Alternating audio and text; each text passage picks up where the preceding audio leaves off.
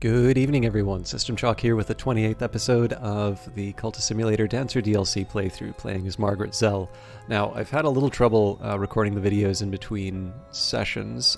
Usually this has just meant some extra resets, but I also noticed there were some settings that were not where I wanted them to be. So I don't think that should be something noticeable for most people. It's usually just internal YouTube stuff. But if you notice any improvements, or if I don't know. Hopefully it's just, we all get a chance to enjoy a nice game together as opposed to worry about technical business. But with any luck, it means there's a better experience, or at the very least it makes it faster for these videos to encode. It does mean, though, that because I've had to reset the game a couple times, when I collect these various verbs, they're going to go back to the slot here. So we spent most of our time at the end in the last session sort of prepping for our future turn. So I'm just going to take a second here, make sure there's nothing coming up. So we've got a season of silence. We're going to spend some time translating the tantras. We'll add Enid to the expedition. And essentially we're just going to try and grab as much as we can while we can. And then anything extra, dealing with the restlessness, bringing in more summons, those sorts of things, we'll worry about that later. So let's start by unpausing. The skin I bear will grow too small, and so I must begin to abandon it. I will need to send a part of myself to learn how. So this is one kind of worry that I have, is that I'm not 100% sure on how the scars work, to be honest. And so I'm a little worried in terms of what my overall passion is going to be, because of course we've been using our passion for paintings. But again, we won't worry about that until it comes up. When I say I don't know, obviously I've done the Dancer before, but it has definitely been quite a while. I think probably the Dancer is the longest distance between a new content being released for the game and me playing it. I'm pretty sure I've only played the Dancer when it first came out. So certainly it's probably the longest time between the release of something in Cultist Simulator and when I've played it. The Ceaseless Tantra. The avant-garde choreographer Nicholas Carroll supposedly incorporated this tantra into his menacing ballets. So we'll have 2 more translation jobs before we start reading the books. And our strength is matchless. Eyes like gas lamps, scales like black jade. A serpent is a powerful foe, but it's nothing before us. So what we'll do here is we'll add Enid just to see if we can find another way. There we go. We call upon the mother of ants, which ariseth from wounds. The serpent's mouth is large enough to crouch in. Its tongue is the thickness of a man's shoulders, but almost certainly it will respect the power we bear. Now, I've always been interested in this, and I can't fully explain what's going on here, but what I find kind of interesting is that when you have... So most challenges, possibly all challenges in vaults, will have multiple solutions. So sometimes you'll be restricted. So a good example here would be that sometimes you'll be going on an expedition and you'll encounter the Watchers. So these are guardians, and usually you'll see they can be fought, seduced, or deceived. So that's going to mean Edge, Grail, or Moth. But occasionally you will run into monks, which are distinct from Watchers, and the monks cannot be seduced. They can be fought or they can be deceived, which means that you're restricted. So you've got Edge or Moth. But what I do find kind of interesting here is that in this case we've got... So the serpent in this case is something that can be overcome through edge or knock, and this is... I've kind of made this a point in previous videos. So the mother of ants was born among serpents. She has so very many younger sisters. It can be defeated in battle, or it will respond to the mother's power. So this is kind of unique in the challenges, which is normally the game will outright tell you what aspects you need. In this case, it doesn't. It's pretty obvious, I think, that Edge is going to be battle. I think, especially given the fact that you've already gone through the vaults in the cap. Well, I guess there's no guarantee that you've gone through the vaults in the capital, but it would be a pretty fair assumption here that if you've gotten to Gladwin Lake, you've probably done at least one other vault before. So at this point, I think it's very reasonable to say that we associate edge followers with fighting.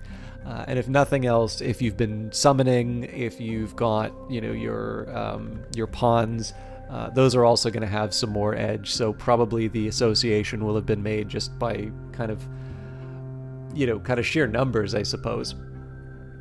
But unlike the others, the description in terms of the younger sister doesn't actually say what the mother's power is. And in this case, you've got the associate. Well, who's the mother? Well, you have it in the same card, Mother of Ants. But if you have not made that association between the Mother of Ants and Knock, essentially you're left with two possibilities. Either one, you go and you sort of brute force your way through all of the different followers, or you need to sort of read the lore carefully in that. So again, in previous videos, I kind of left that. I like to, where I can, I like to try and leave some mysteries. It's just generally because I like to, if I can, I like to avoid the playthroughs being like a proto walkthrough. Like where I can, it's nice to give people the opportunity to try and figure things out on their own, because my feeling is that when you have a game like Cultist Simulator, people are just going to have different levels at which they engage. There's going to be, someone who is perfectly capable of solving some of the challenges at the end of the game, but because, I simply think of myself, I actually really like first-person shooters,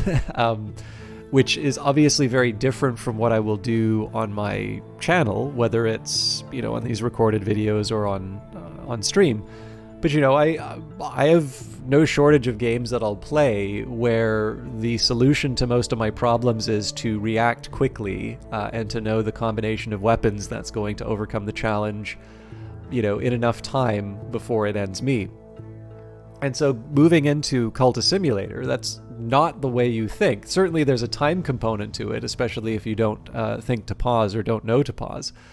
But for the rest of it, a lot of this game is about just sort of trying to piece together these fragments and try to find out what's going on. And trial and error can be part of it, but certainly I think there's enough cards in this game that if you just try to brute force your way through everything, it's probably just not going to wind up being that fun. Although, again, it's not my job to tell people what's fun or not. I just think chances are there's a little bit more to do.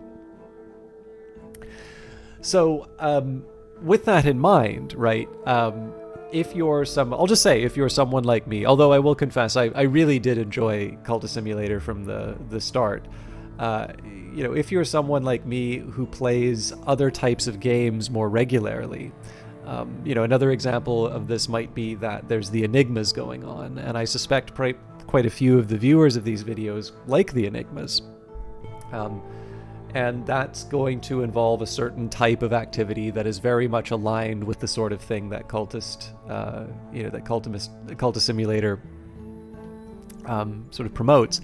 But again, if that's not the sort of thing that you do, if you don't like playing ARGs, if you don't like, reading little details, it's going to, or maybe you like that, but maybe you're unpracticed in it. This game can be a bit of a challenge. And again, the one thing I like to try and avoid is that the game is probably only going to really have sort of one setting in terms of presenting its ideas. So that you've got the square bracket guidance inside of the game. But if that isn't clear at the time, or maybe if you just need a little bit more, the unfortunate reality is that, potentially people who would otherwise enjoy the game may just feel a little too lost and aren't able to enjoy something that would actually be a good fit. And so, in my own, again, this is such a long explanation for sort of why I cover things the way that I do.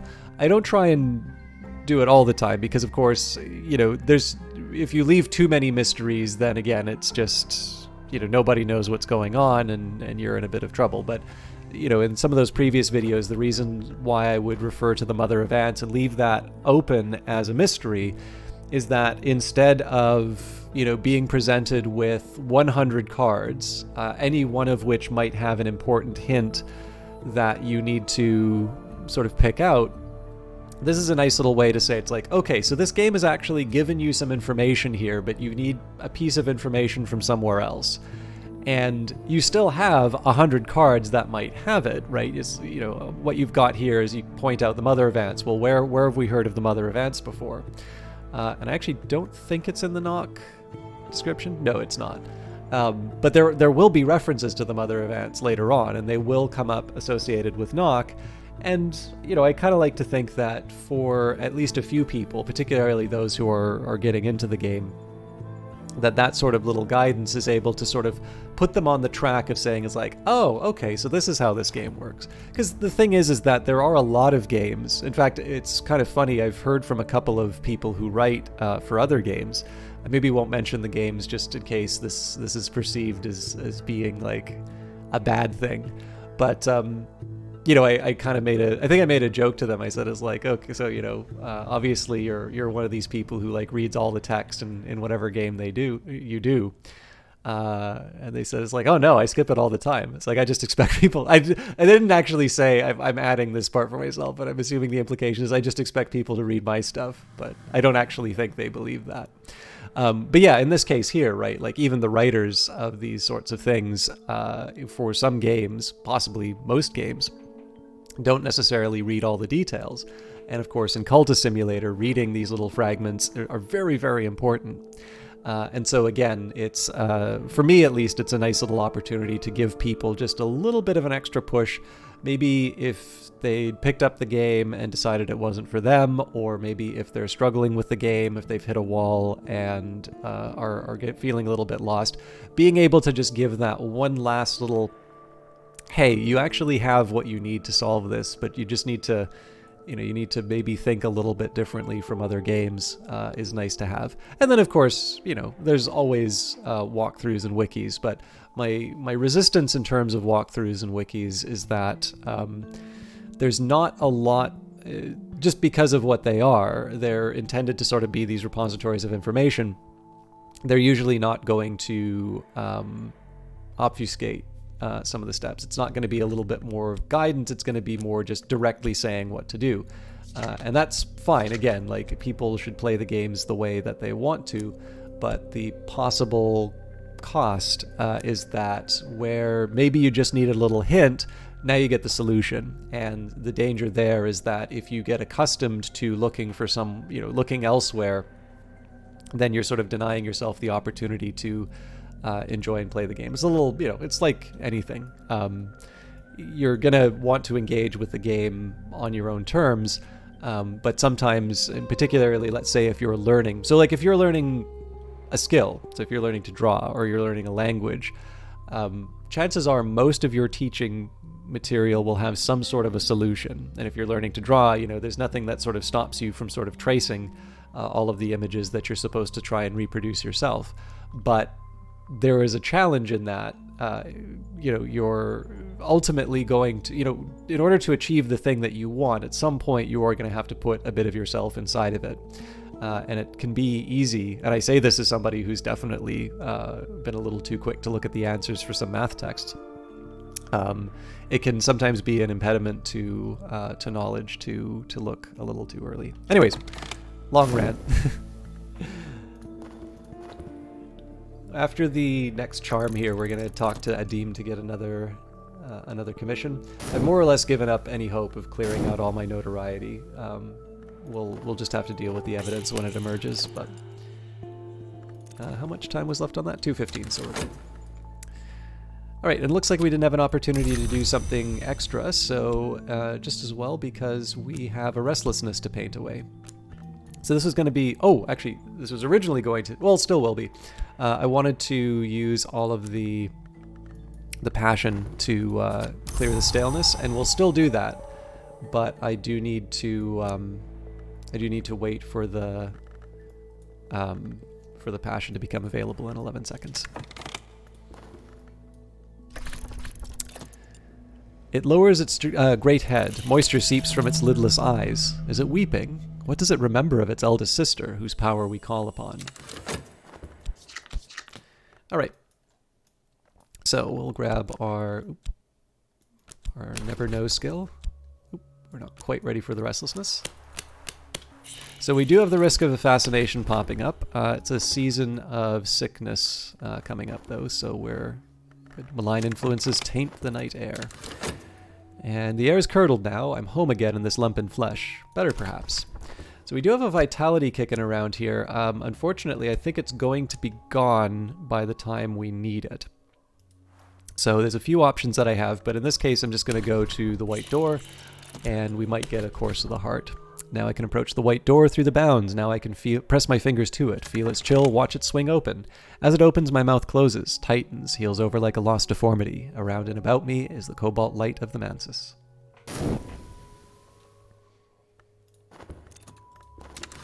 Optimism is the spice which saves. So this was a nice one because this was a notoriety that got picked up, and a reasonably long-lived one.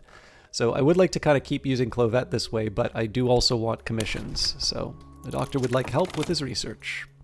And again, I would like to return to Edge and Grail commissions, but we definitely need more skill before we proceed.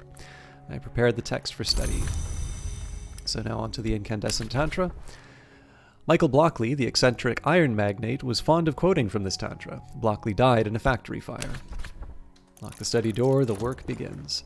I could spend money on better paints, or perhaps I could find more exotic pigments. I don't actually expect to get much of a return from this, but I'll give it a try. We'll see what the consequence is. Here's what he needs. Another very substantial... Well, actually, I don't think we had a very substantial, but another Secret Histories commission. So we'll take the opportunity with the work verb when I can, but I'm going to need to deal with the gaiety first. So, Clovette.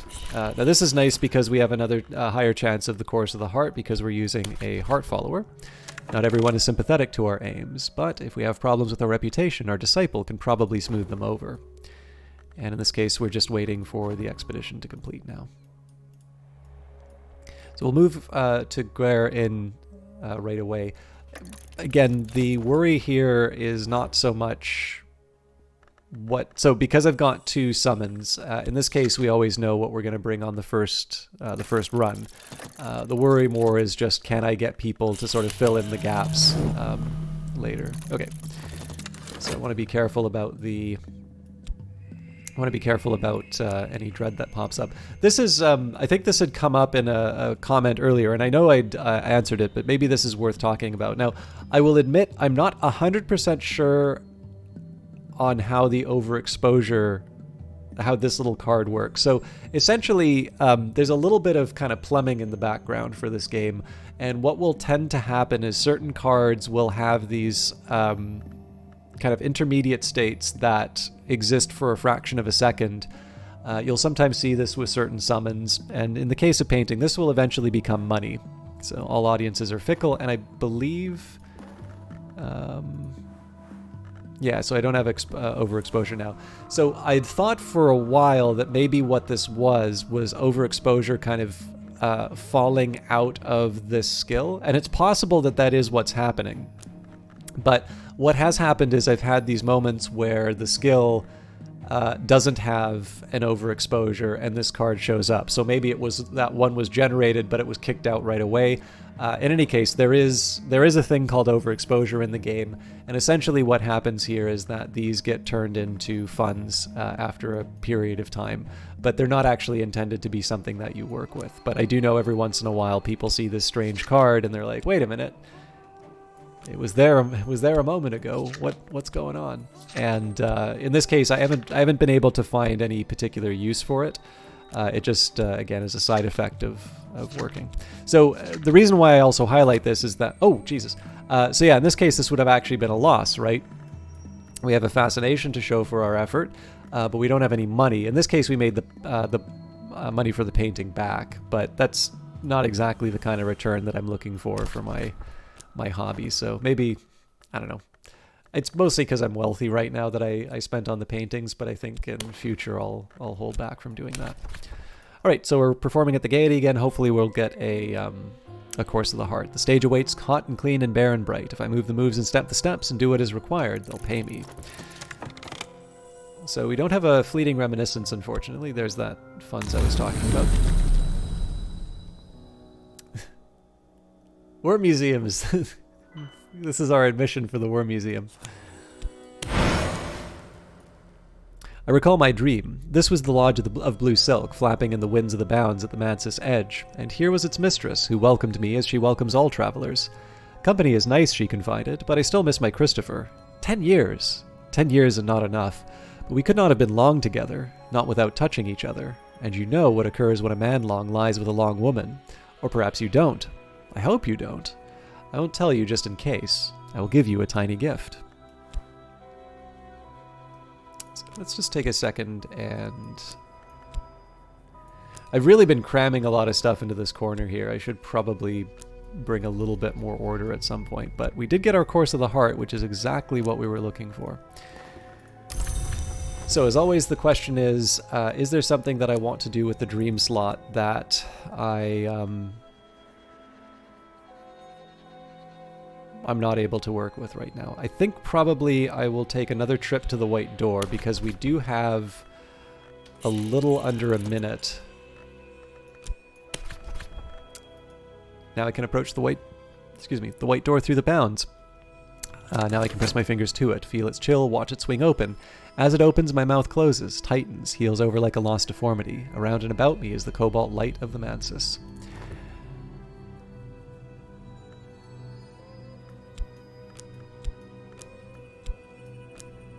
Keep messing with the verbs, and it never makes it better. The chapel route. There are ruins beneath the water, just beneath at wading depth. The lake has risen a little in all these years, but not enough to keep us out. So we found... let's read the last entry. The chapel crypt is flooded, and the water soupy with old corpse matter. But at last we bring up the wax-sealed coffer. 18th century? No, older than that. Let's see what's within. So first we got the witch-kissed oil. The formula remains unchanged since the days Hecate was worshipped at the Crossways. We've got the Orchid Transfigurations, Volume 3, a 16th century alchemical fever dream attributed to Robert Flood, frequently banned for the disturbing allure of its illustrations. This is the original Latin. In the original Latin. Those indignities perpetuated by the deceitful fraternity of obliviots. This book is as famous for its near-incoherent fury of its tone as for the knowledge it contains, in Latin. This is definitely one that I'm fond of. And good work, everyone. We'll jump straight into the next challenge. Where did Enid go? Oh, right there.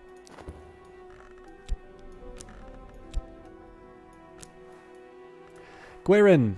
On a crumbling cliff above a grey sea, the Gwer Inn squats until the day the sea comes for it. It receives few guests, fewer since the owner closed his notorious library to visiting scholars.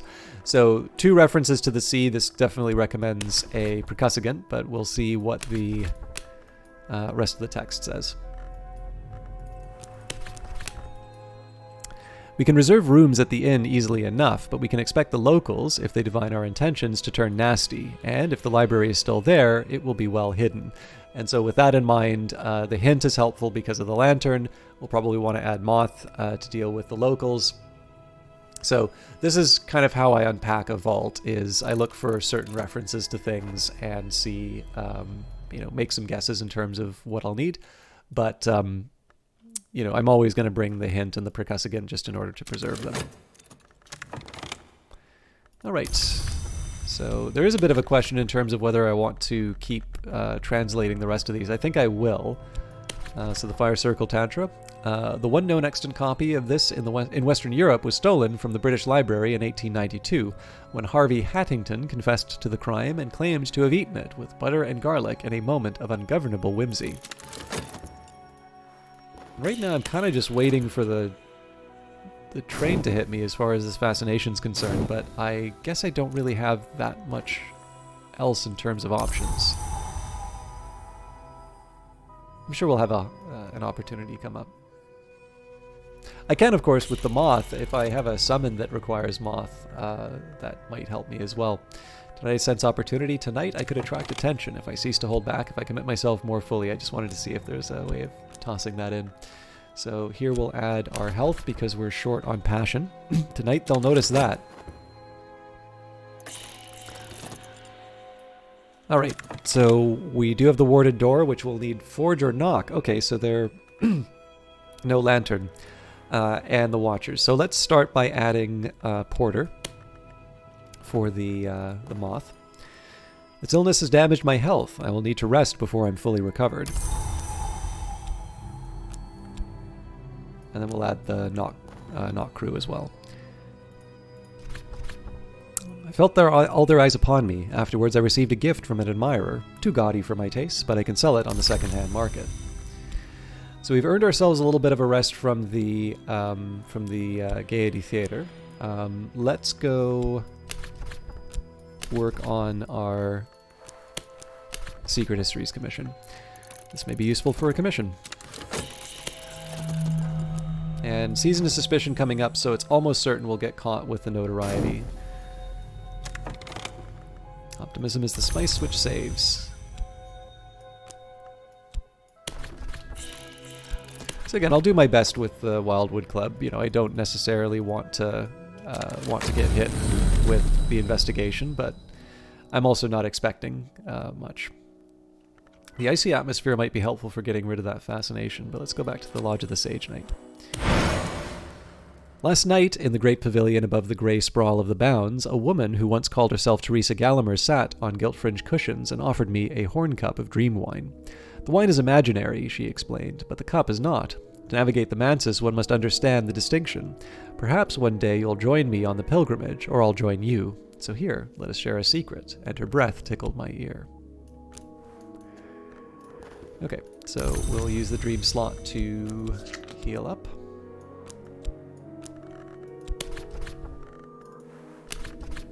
All I need now is time.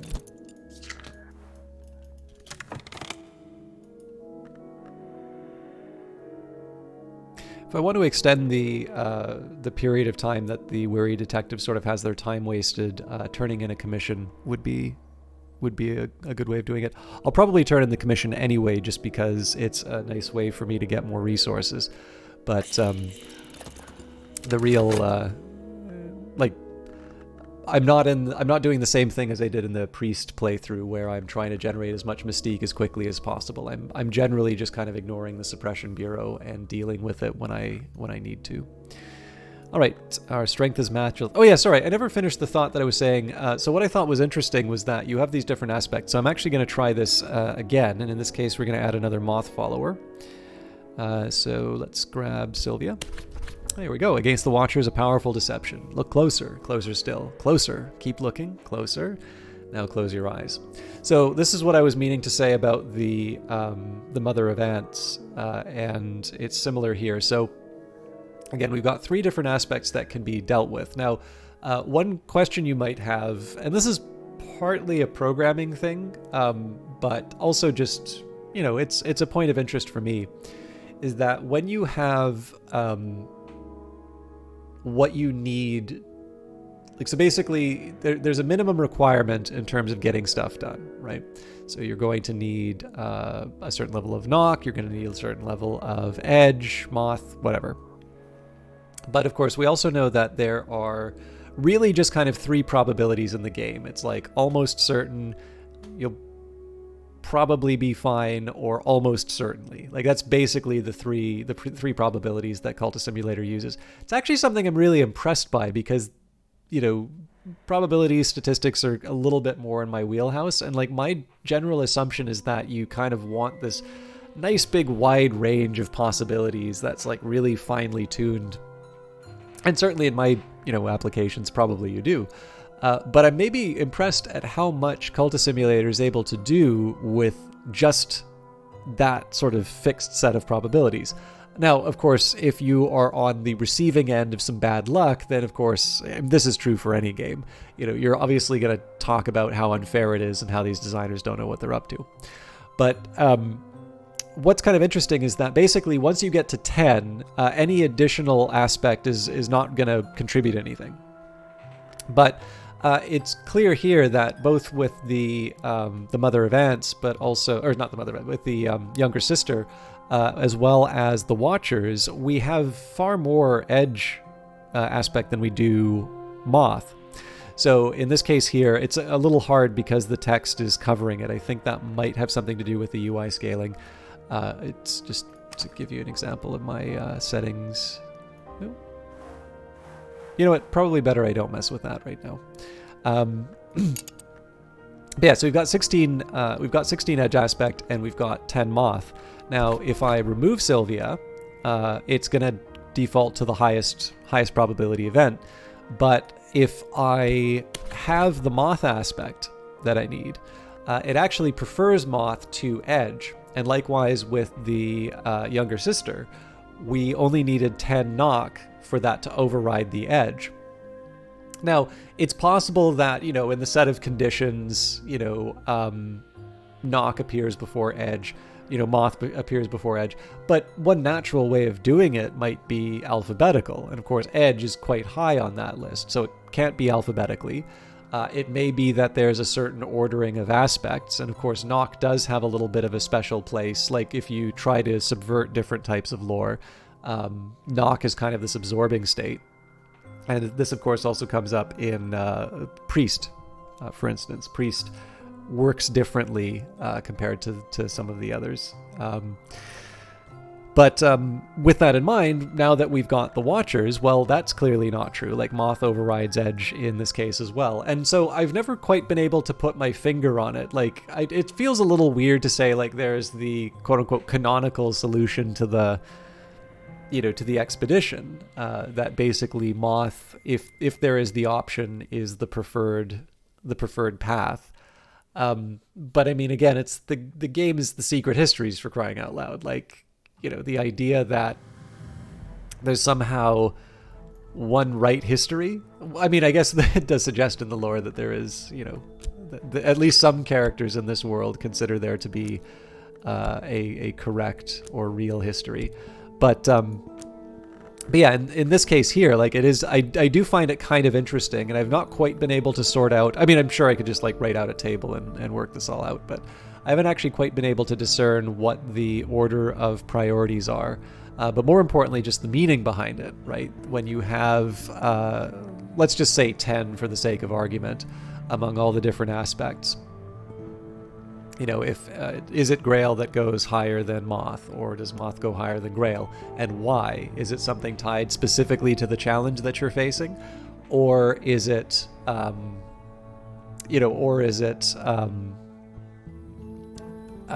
something basically about those aspects themselves? One example that I would maybe take would be, I think in some cases it's a statement of best fit.